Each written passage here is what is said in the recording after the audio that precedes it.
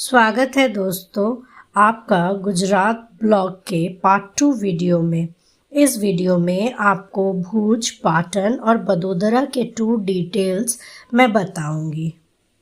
Day 6 हम सुबह भुज पहुंचकर अपने रूम की ओर चल पड़े, जो स्वामीनारायण मंदिर की तरफ से एकोमोडेशन प्रोवाइड किया जाता है वहां बुक था। आप लोग चाहे तो होटल्स भी बुक कर सकते हैं। हम रूम में चेक इन करते ही बिना समय बर्बाद किए फ्रेश होकर रेडी होने लगे, क्योंकि हमें 8:30 बजे कैब पिकअप करने वाला था कच्छ जाने के लिए।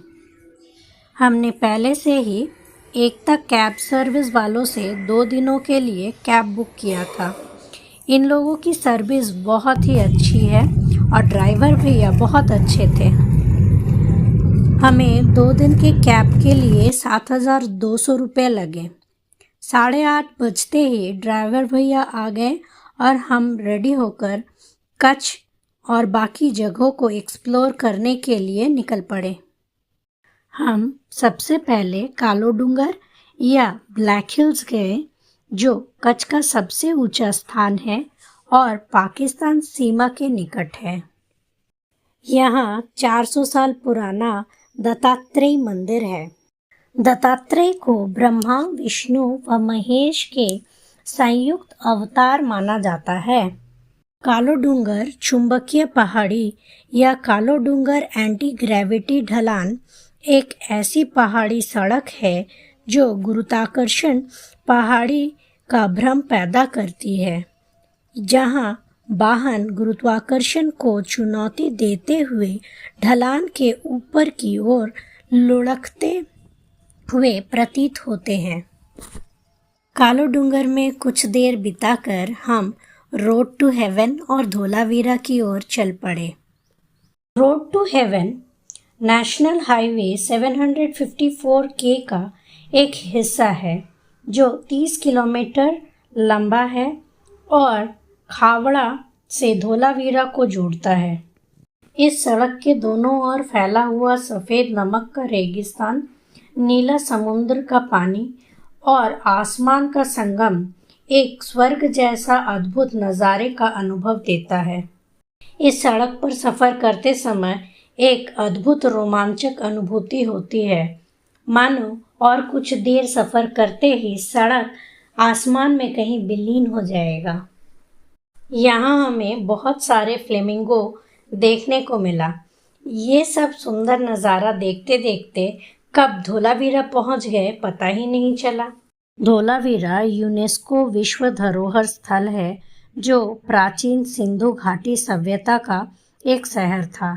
ये 5 सबसे बड़े हड़प्पा स्थलों में से एक है और सिंधु घाटी सभ्यता से संबंधित भारत के सबसे प्रमुख पुरातात्विक स्थलों में से एक है।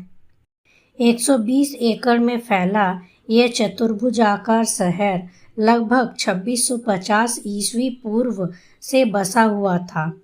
इसकी खोज 1960 में हुआ और खुदाई से प्राप्त सभी वस्तुएं यहाँ संग्रहालय में रखा गया है। यहाँ आपको जलाशय, जहाँ ये लोग बारिश की पानी संग्रह करके रखते थे, महान स्नान घर, गोलाकार घर, अनाज संग्रह करके रखने की जगह देखने को मिलेगा। ये सब देखकर हमने लंच किया और रन ऑफ कच्छ की ओर चल पड़े। जाते समय मैंने ऑनलाइन से रन ऑफ कच्छ का परमिट बना लिया, जो प्रति व्यक्ति 140 रुपये का था। रन पहुँचते ही मैंने परमिट दिखाया और उनके बस में बैठ गई, जो हमें रेगिस्तान पे ले जाकर छोड़ा। आप यहाँ आकर भी परमिट बना सकते हैं, पर भीड़ को अवॉइड करने के लिए मैंने ऑनलाइन बनाया। थार रेगिस्तान का ये एक खारा दलदल है, जो 7,500 वर्ग किलोमीटर में फैला है और दुनिया का सबसे बड़ा खारे रेगिस्तानों में से एक माना जाता है। यहाँ पाकिस्तान से हमारे देश की सीमा भी लगती है। जिधर देखो सिर्फ सफ़ेद नमक का रेगिस्तान देखने को मिलेगा। ऐसा अनुभव होता है मानो बादलों पे खड़े हैं।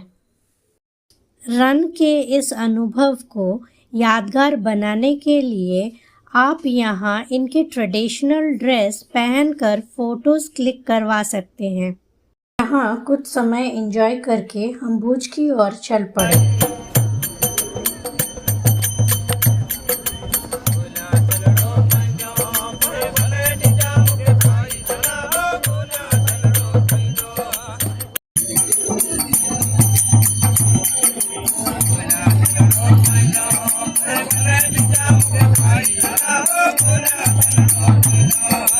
रास्ते में ड्राइवर भैया ने फेमस मेवा खाने की बात कही और हम यहाँ रुक गए डिफरेंट टाइप्स ऑफ मेवा टेस्ट करने के लिए।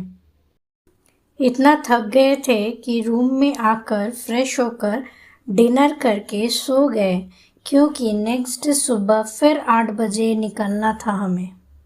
Day 7 सुबह पक्का 8 बजे ड्राइवर भैया पहुँच गए और हम भी तैयार थे, इसलिए निकल पड़ी मांडवी और भुज के लोकल साइट सीन करने के लिए।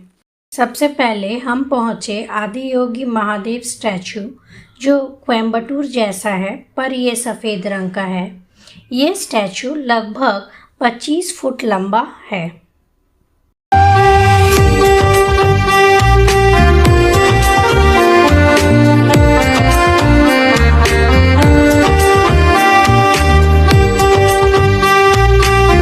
यहाँ कुछ समय बिताकर हम 72 जिनालय या आदिश्वर बौतेर जिनालय महातीर्थ पहुँचे। से 1980 के दशक के आसपास आचार्य श्री गुणसागर सुरेश्वर जी महाराज की प्रेरणा से स्थापित किया गया था। 80 एकड़ में फैला इस मंदिर में 72 तीर्थंकर, 24 पिछले, 24 वर्तमान, 24 आने वाले की एक साथ पूजा होती है और भगवान ऋषभदेव मूल नायक है। सफ़ेद संगमरमर से बना यह मंदिर की बारीक नक्काशी देखने लायक है।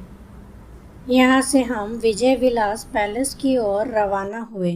मांडवी के समुद्र तट पर स्थित कच्छ के महाराव का ये ग्रीष्मकालीन महल है। ये महल खेंगरजी तृतीय ने उनके पुत्र युवराज श्री विजयराज जी के लिए बनवाया था। इसका निर्माण 1920 में शुरू हुआ और 1929 में पूरा हुआ। 450 एकड़ में फैला ये महल लाल बलुआ पत्थर से बना है। इस महल में बहुत सारे फिल्म की शूटिंग्स हुई हैं, पर हम दिल दे चुके सनम इसे फेमस करती है। यहाँ ये नंदिनी या ऐश्वर्या राय का घर बना था और यहाँ का डाइनिंग हॉल और डाइनिंग टेबल बहुत फेमस हो चुका है इस फिल्म के वजह से।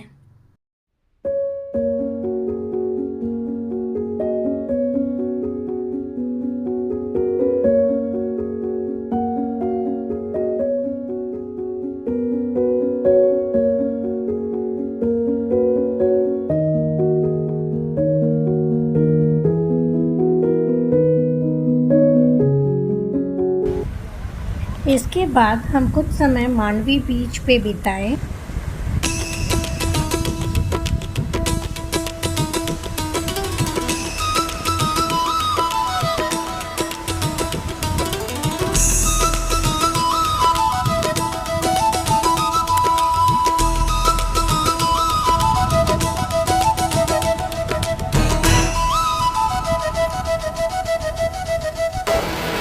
वापस आते समय मांडवी का फेमस रगड़ो और डावेली मसाला टेस्ट किया। भुज पहुंचकर सबसे पहले आईना महल और प्राग महल गए। आईना महल 18वीं शताब्दी का महल है, जिसका निर्माण कच्छ राजा के राव लखपत जी ने लगभग 1750 में करवाया था। इस महल को स्थानीय शैली में डिज़ाइन किया गया और कांच, दर्पण, टाइलों से यूरोपियन शैली में सजाया गया है। प्रयाग महल 19वीं सदी का महल है, जिसे राव प्रयागराज द्वितीय ने बनवाया था। 2001 के भूकंप में प्रयाग महल और आईना महल दोनों ही बुरी तरह क्षतिग्रस्त हुए थे। यहाँ अंदर कैमरा अलाउड नहीं है।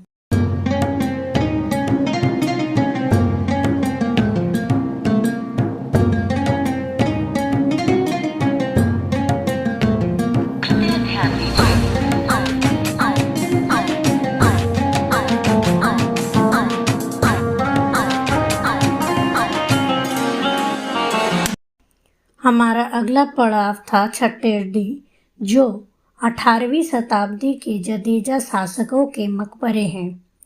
यह अपनी जटिल नक्काशी और गुंबददार वास्तुकला के लिए प्रसिद्ध है। ये शाही स्मारकों का एक समूह है जिससे कई लोग भुज के शाही परिवार का कब्रिस्तान सोचते हैं, पर यह उनकी समाधि स्थल है। इस भूमि का उपयोग राजाओं और उनके परिवार के सदस्यों के अंतिम संस्कार के लिए किया जाता था और फिर यहाँ सुंदर छतरियों के साथ उनकी समाधि बनाई जाती थी।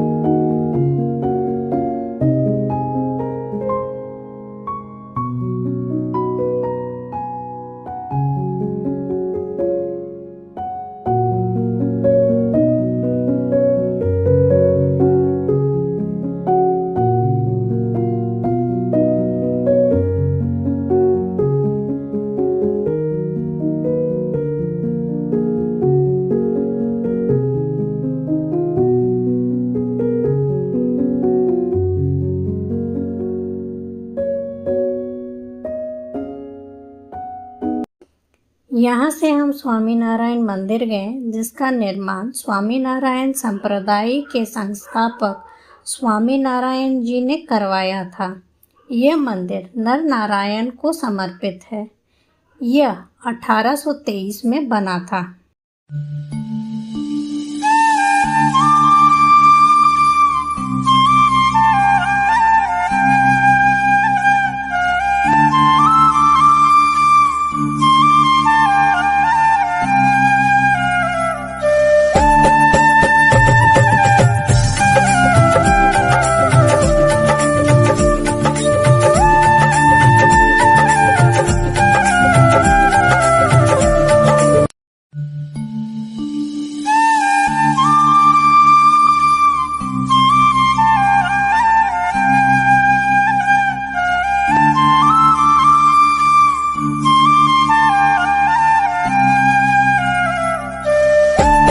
हमारा रूम यहीं था। हमने अपना सामान लिया और कुछ समय हामिसार लेक के किनारे बिताकर स्टेशन की ओर चल पड़े, क्योंकि हमारी अहमदाबाद जाने की ट्रेन थी। डे 8 सुबह अहमदाबाद पहुंचते ही हमने फटाफट होटल में चेक इन किया और रेडी होकर फिर से निकले साबरमती बीजी जाने के लिए, क्योंकि वहां से महसाना जाने के लिए हमारा ट्रेन था। सुबह 10 बजे के करीब हम महसाना जंक्शन पहुंचे और स्टेशन के बाहर से एक कैब किया मोदेरा और पाटन घूमने के लिए। हम सबसे पहले मोदेरा का सूर्य मंदिर देखने गए। ये सूर्य मंदिर पुष्पवती नदी के किनारे चालुक्य वंश के भीम प्रथम के शासनकाल के दौरान 1026-27 ईस्वी के बाद बनाया गया था। यह मंदिर अब भारतीय पुरातत्व सर्वेक्षण द्वारा संरक्षित है। मंदिर परिसर के 3 भाग हैं: गूढ़ मंडप, सभा मंडप और कुंड। ये अपने नक्काशी और स्तंभों की सजावट के लिए प्रसिद्ध है।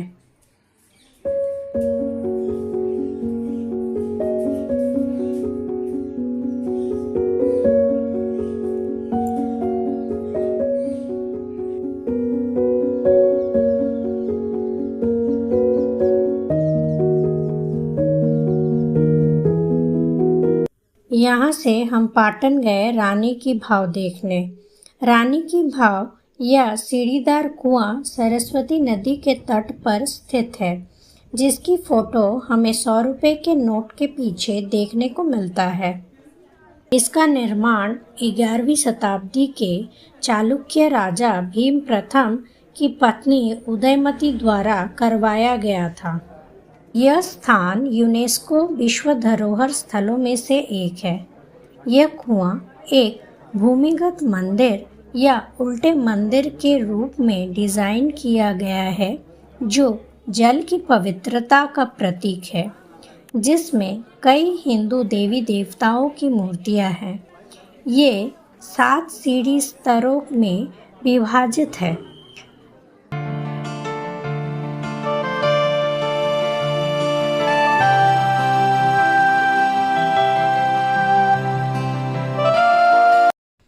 यह देख हम सहस्त्रलिंग तालाब गए, जो एक मध्ययुगीन कृत्रिम जलाशय है, जिसे 11वीं शताब्दी में चालुक्य सोलंकी राजा सिद्धराज जयसिंह ने बनवाया था।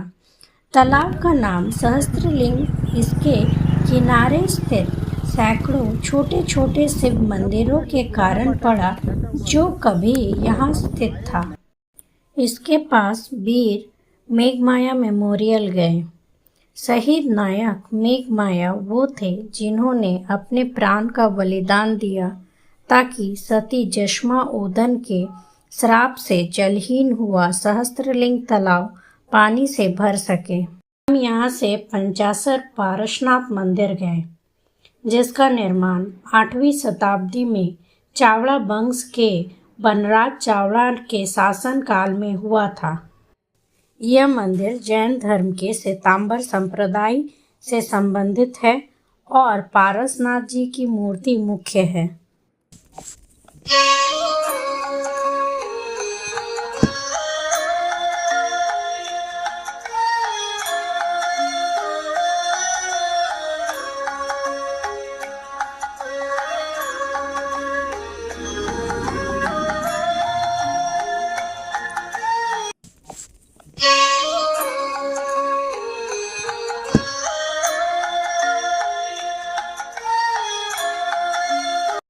लंच करके पाटन म्यूजियम और पटोला हेरिटेज सेंटर कवर किए। पटोला साड़ीज गुजरात के पाटन में तैयार की जाती है। महाराष्ट्र राज्य के सालवी जाति इसके मुख्य बुनकर है, जो सालों पहले गुजरात आकर बस गए। यहाँ हेरिटेज सेंटर में सालवी फैमिली इस साड़ी को बुनती है। इसकी कीमत 22,000 से शुरू होकर लाखों तक जाती है। पाटन घूमकर हम अहमदाबाद वापस गए शाम की ट्रेन से। डे 9 सुबह हम बड़ोदरा के लिए ट्रेन लिए ताकि स्टैचू ऑफ यूनिटी और बड़ोदरा का लोकल साइट सीन करके अपना गुजरात टूर को ख़त्म कर सकें। हम एकता नगर स्टेशन में उतरकर लगेज रूम में अपना लगेज रखकर स्टैचू ऑफ यूनिटी के बस जो स्टेशन से स्टैचू तक ले जाती है, उस पे चढ़ के स्टैचू की ओर चल दिए। स्टैचू ऑफ यूनिटी दुनिया का सबसे ऊंची प्रतिमा है, जिसकी ऊंचाई 182 मीटर है। सरदार वल्लभ भाई पटेल की ये स्टैचू सरदार सरोवर बांध के सामने केवड़िया कॉलोनी में नर्मदा नदी के तट पर बना है। ये statue Larsen and Toubro company ने बनाया है और अब भी उन्हीं के देखरेख में ये है। इस स्टैचू को 5 भागों में विभाजित किया गया है, जिसमें से केवल 3 ही जनता के लिए सुलभ है। यहाँ लेज़र शो भी होता है। मैंने इसके टिकट्स ऑनलाइन ले लिए थे। आप वहाँ काउंटर से भी ले सकते हैं। यहाँ इसके अलावा जंगल safari, flower park, butterfly park भी है।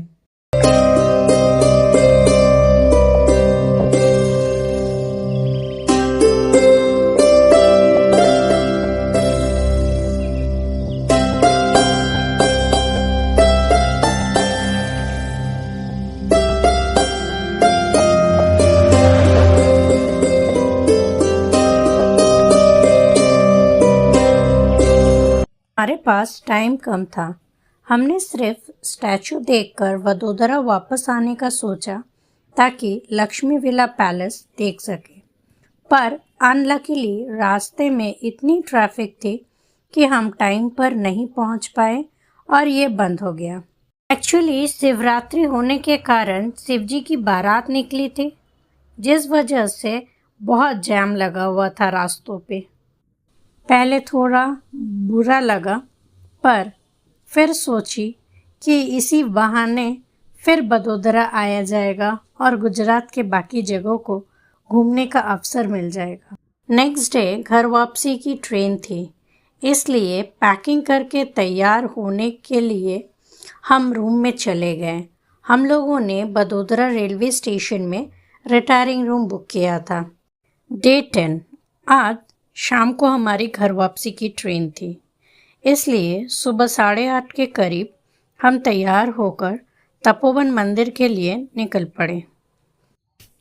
ये मंदिर इंडियन ऑयल द्वारा निर्मित और अब रिलायंस पेट्रोकेमिकल इंडस्ट्री द्वारा संरक्षित है। यह मंदिर का डिज़ाइन आधुनिक और पारंपरिक हिंदू स्थापत्य कला का एक सुंदर मिश्रण है। यहाँ के कुछ मंदिर दक्षिण भारत के मंदिरों जैसा है। यहाँ शिव जी, दुर्गा माँ, कार्तिक जी, बालाजी, नवग्रह की मूर्तियों के अलावा और भी कई देवी देवताओं की मूर्तियाँ हैं।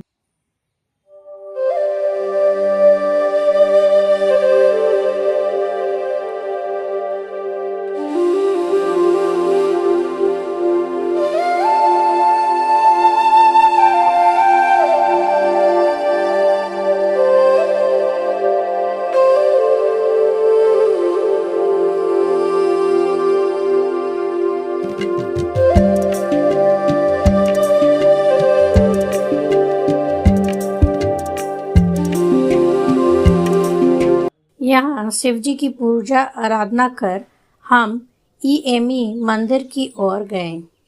इस मंदिर का निर्माण 1966 में भारतीय सेना के इलेक्ट्रॉनिक्स और मैकेनिकल इंजीनियर्स स्कूल द्वारा किया गया था। यहाँ जाए तो अपना आधार कार्ड ज़रूर लेकर जाए, वरना एंट्री नहीं मिलेगी।